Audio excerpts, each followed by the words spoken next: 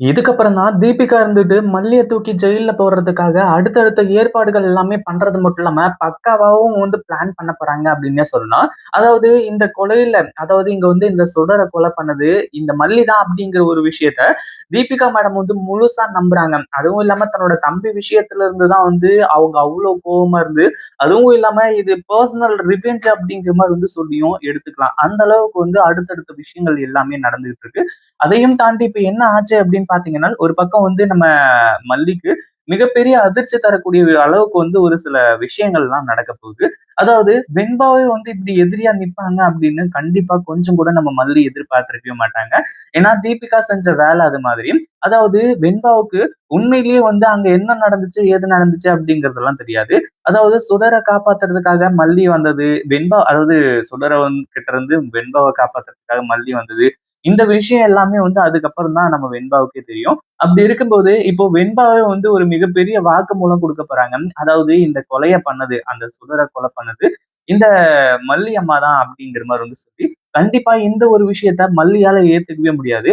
ஏற்கனவே வந்து அந்த கத்திய வச்சு பிரச்சனை வந்து மூவ் ஆச்சு. அதுவும் இல்லாம அந்த கத்திய வச்சு தான் இந்த தீபிகா போலீஸ் இருந்துட்டு அடுத்ததா நம்ம மல்லிய கொண்டு போய் போலீஸ் ஸ்டேஷன்ல வச்சு, மல்லி தான் அந்த கொலைகாரி அப்படிங்கிற மாரி வந்து சொல்லி காட்டணும்னு நெனச்சாங்க.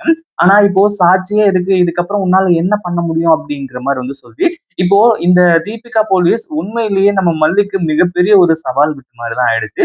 அப்படி என்னாச்சு உண்மையிலேயே வெண்பா எதுக்காக இப்படி வந்து ஒரு பொய்யான சாட்சிய வந்து சொல்லணும் அப்படிங்கிற மாரி வந்து சொல்லி, எல்லாருக்குமே மிகப்பெரிய அதிர்ச்சியான ஒரு விஷயமாவே இருக்கும் அப்படின்னே சொல்லலாம். என்ன நடந்தது அப்படின்னு பார்த்தீங்கன்னா, ஒரு பக்கம் வந்து நம்ம மல்லி, விஜய் 2 பேருமே போயிட்டு கமிஷனர் கிட்ட கம்ப்ளைண்ட் பண்ணிட்டு வந்தாங்க. கமிஷனரும் அதுக்கான ஆக்ஷன எடுத்தாங்க. ஆனா தீபிகா அதுக்கான ஒரு ரியாக்ஷன எப்படி குடுக்குறாங்க அப்படின்னு பார்த்தீங்கன்னா, இந்த மாரி வந்து அதாவது நம்ம அதாவது மல்லி நீ வந்து இவ்ளோ பெரிய தப்பு பண்ணியிருக்க கூடாது. இந்த கேஸ்ல இருந்து தப்பிக்கிறதுக்காக நீ எந்த எல்லைக்கும் போறதுக்கு தயாரா இருப்ப அப்படிங்கிறது எனக்கு நல்லாவே தெரியும். நீ எந்த எல்லைக்கு வேணாலும் போ. ஆனா என்கிட்ட இருந்து உன்னால வந்து தப்பிக்கவே முடியாது. எந்த குற்றவாளியையும் வந்து நான் தப்பிக்க விட மாட்டேன் அப்படிங்கிற மாரி வந்து சொல்றாங்க. அதே மாதிரி இப்போ நீ வந்து கமிஷனர் வரைக்கும் போய் நீ யாரு அப்படிங்கிறத ப்ரூவ் பண்ணிட்ட. ஆனா நான் யாருன்னு உனக்கு தெரியாதுல்ல. நான் யாருன்னு உனக்கு காட்டுறேன் அப்படிங்கிற மாரி வந்து சொல்லி இப்போ தீபிகா மேடம் இருந்துட்டு நேரா வீட்டுக்கு வந்து வெண்பாவ கூட்டிட்டு போயிடுறாங்க. அடுத்ததா நம்ம மல்லி, விஜய் 2 பேருமே போலீஸ் ஸ்டேஷன்ல போய் தடவும்போது, அங்க பார்த்தா வெண்பா காணோம். அதாவது தீபிகா மேடம் வந்துட்டு விசாரணைக்காக கூட்டிட்டு போறேன் அப்படிங்கிற மாரி வந்து சொல்லி, வெண்பாவ கூட்டிட்டு போயிட்டாங்க. அப்படி இருக்கும்போது நேரா போலீஸ் ஸ்டேஷன் தான் கூட்டிட்டு போயிருக்கணும். ரொம்ப நேரம் ஆயிடுச்சு. ஆனா இன்னமும் போலீஸ் ஸ்டேஷனுக்கு வரல அப்படிங்கிறது, உண்மையிலேயே மல்லிக்கும், விஜய்க்கும் ஒரு மிகப்பெரிய அதிர்ச்சிய குடுக்குது அப்படின்னே சொல்லலாம். ஆனா எங்க போனாங்க? என்ன ஆனாங்க? அப்படிங்கிறது தெரியாம இருந்துட்டு இருந்துச்சு. அடுத்ததா என்ன ஆச்சு அப்படின்னு பார்த்தீங்கன்னா, அதாவது இங்க வந்து நம்ம வெண்பாவ கொண்டு வந்து விடுறாங்க. ஆனா வெண்பாவ கொண்டு வந்து விடும்போது, கடைசியில மல்லிய எப்படி அரெஸ்ட் பண்ணுவாங்க அப்படின்னு கொஞ்சம் கூட எதிர்பார்க்கவே இல்ல. என்ன ஆச்சு அப்படின்னு பார்த்தீங்கன்னா, அதாவது அதாவது ஜீப்ல போயிட்டு இருக்கும்போது, இந்த மாரி வெண்பா அங்க என்ன நடந்துச்சுன்னு சொல்லிட்டு வந்து சொல்லு அப்படி இப்படின்ற மாரி வந்து சொல்றாங்க. வெண்பாவும் நடந்தது எல்லாத்தையுமே சொல்றாங்க. ஆனாலும் அத பத்தி வந்து இந்த தீபிகா போலீஸ் எதையுமே கேர் பண்ணிக்கிறது கிடையாது. அதாவது ஒரு குழந்தை வந்து கண்டிப்பா பொய் சொல்லாது அப்படிங்கிற மாரி வந்து நினைச்சிருந்தாங்கன்னாவே பிரச்சனை கிடையாது. ஆனா இப்போ இந்த மாரி வந்து உன் மல்லி அம்மா தான் வந்து இந்த கொலைய பண்ணாங்க. அதுவும் இல்லாம உன் மல்லி அம்மா உனக்கு உயிரோட வேணுமா இல்லையா? ஏற்கனவே வந்து நெறைய கும்பல் தேடிட்டு இருக்கு. அதே மாரி இந்த கேஸ வந்து முடிக்க முடியல அப்படின்னா, குற்றவாளிய வந்து சுட்டு பிடிக்கிறதுக்கு கூட வந்து கோர்ட் ஆர்டர் வந்து குடுத்திருக்கு. அதனால உன் மல்லி அம்மா என்னைக்கா இருந்தாலும் தப்பிக்கவே முடியாது. உன் மல்லி அம்மாவ வந்து நீயே காட்டி குடுத்துட்ட. அதாவது நீயே வந்து அங்க இந்த மாரி வந்து கொலை பண்ணது மல்லி தான் அப்படிங்கிற மாரி வந்து சொல்லி நீயே சாட்சி சொல்லிட்ட அப்படின்னா, அதுக்கப்புறம் வந்து உன் மல்லி அம்மாவ நாங்களும் அரெஸ்ட் பண்ணிடுவோம். உன் மல்லி அம்மாவுக்கு எந்த ஒரு பிரச்சனையும் இருக்காது. 1 வருஷத்துலயோ, 2 வருஷத்துலயோ அதாவது குறைந்தபட்ச தண்டனை கிடைச்சு, உன் மல்லி அம்மா வெளிய வந்துருவாங்க. அப்படி இப்படிங்கிற மாரி வந்து சொல்றாங்க. அதாவது இப்போ நம்ம மல்லிய கொன்னுடுவேன் அப்படிங்கிற மாரி வந்து சொல்லி மிரட்டி தான் வெண்பாவ வந்து பணிய வைக்கிறாங்க. உன் மல்லி அம்மா உனக்கு உயிரோட வேணும் அப்படின்னா, நீ இந்த ஒரு விஷயத்த செஞ்சு தான் ஆகணும் வெண்பா. வேற வழி கிடையாது அப்படிங்கிற மாரி வந்து சொல்லி, இப்போ நம்ம வெண்பாவுக்கு வந்து தன்னோட டாடா எந்த அளவுக்கு முக்கியமோ, அத விட பல மடங்கு வந்து நம்ம மல்லி முக்கியம்.